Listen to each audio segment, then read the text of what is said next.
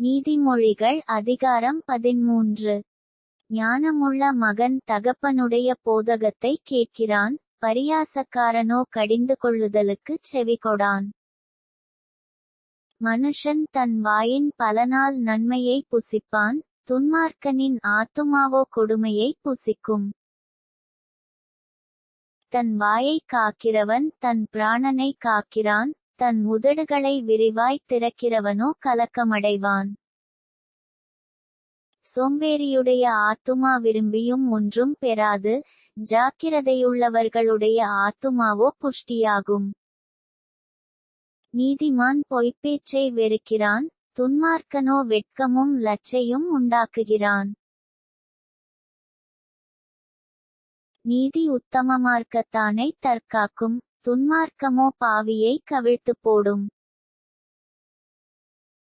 ஒன்றுமில்லாதிருக்க தன்னைச் செல்வனாக பாராட்டுகிறவனும் உண்டு, மிகுந்த செல்வமிருக்க தன்னை தரித்திரனாக பாராட்டுகிறவனும் உண்டு.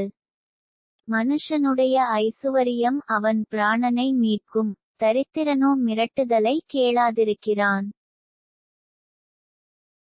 நீதிமான்களின் வெளிச்சம் சந்தோஷிப்பிக்கும், துன்மார்க்கரின் தீபமோ அணைந்து போம்.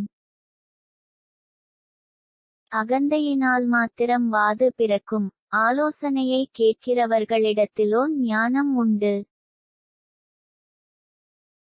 வஞ்சனையால் தேடின பொருள் குறைந்து போம், கைப்பாடாய்ச் சேர்க்கிறவனோ விருத்தியடைவான்.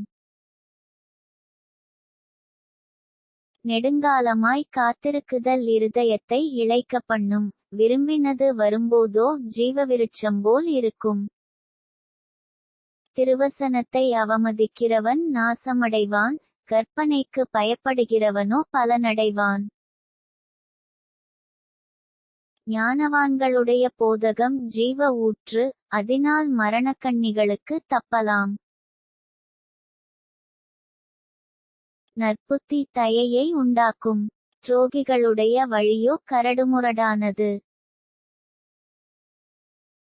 விவேகியானவன் அறிவோடு நடந்து கொள்ளுகிறான், துரோகமுள்ள தூதன் தீதிலே விழுவான், உண்மையுள்ள ஸ்தானாபதியோ ஔஷ்தம். புத்திமதிகளை தள்ளுகிறவன் தரித்திரத்தையும் லச்சையையும் அடைவான், கடிந்து கொள்ளுதலை கவனித்து நடக்கிறவனோ கனமடைவான்.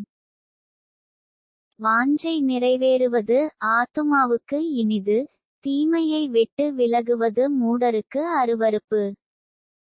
ஞானிகளோடே சஞ்சரிக்கிறவன் ஞானமடைவான், மூடருக்கு தோழனோ நாசமடைவான்.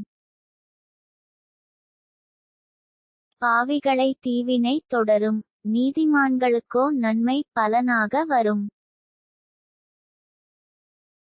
நல்லவன் தன் பிள்ளைகளின் பிள்ளைகளுக்குச் சுதந்தரம் வைத்துப் போகிறான், பாவியின் ஆஸ்தியோ நீதிமானுக்காக சேர்த்து வைக்கப்படும்.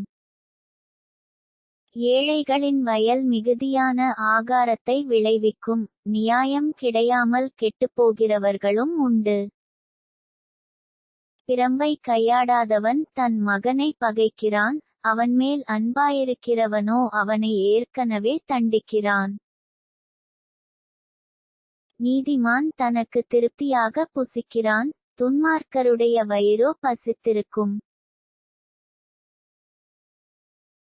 ஆமேன்.